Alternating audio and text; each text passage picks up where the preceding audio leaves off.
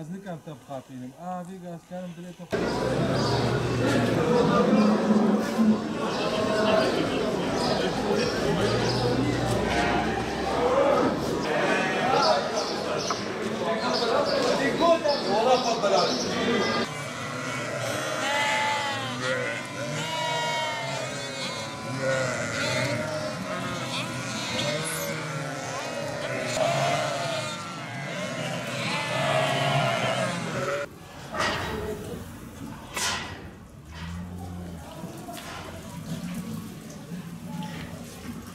Hayvancılık Batman'dan 5 sene evvel bayağı yoğundu. Şu anda maliyetten dolayı millet artık bu mesleği neredeyse bırakıyorlar. Ondan sonra hayvancılık 5 sene evvel büyük başlar Batman içinden 10-12 bine kadar sayısı vardı. Şu anda 6 bine düştü.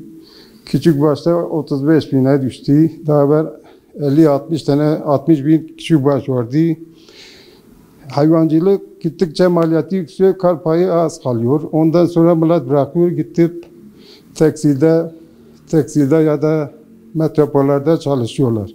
Bu hayvancılık böyle giderse artık ülkenin şartlarına göre de et fiyatı yüksek olduğu için tüketim olmadığı zaman hayvanlar biz de kar etmiyoruz.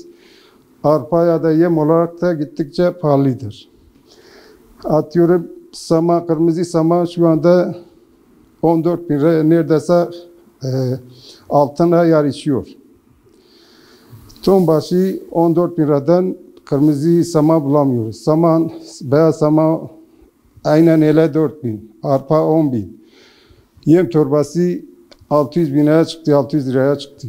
Ondan sonra hayvancılık yapmamak duruma gelmişiz. Sıkıntımız çok. Meraların eksiliği de hayvan zaten o küçük başlar o yüzden gittikçe azalıyor. Özellikle önceliğimiz meralakta eksik kalıyoruz. Merak kalmadı. Nerede bakarsa bitmek noktasına gelmiş meralar. Diğer kalan da besicilik arpayla artık kısaca parayla gidiyor, dönüyor. Hayvancılık önemli. Hayvancılık giderlerden birisi. Devletten beklediğimiz 2010 yılında bize faizsiz 2 yıllık ya da 3 yıllık kredi verdi. Onu yine devletten bekliyoruz, devletimizden. O yüzden tekrar ahırlarımızı, çiftliğimizi doldurmak, hayvan koymak istiyoruz da mesleğimizde gördüğün gibi 72'den beri bu mesleği yapıyoruz. Babam yaptı, dedem yaptı, ben yapıyorum, çocuklarım yapıyor. İşte böyle giderse mecburen bu işi bırakmak zorunda kalacağız. Devletimizde 0 faiz kredi istiyoruz. 2010'daki gibi böyle bir desteklerini bulmak istiyoruz. Son olarak eklemek istediğiniz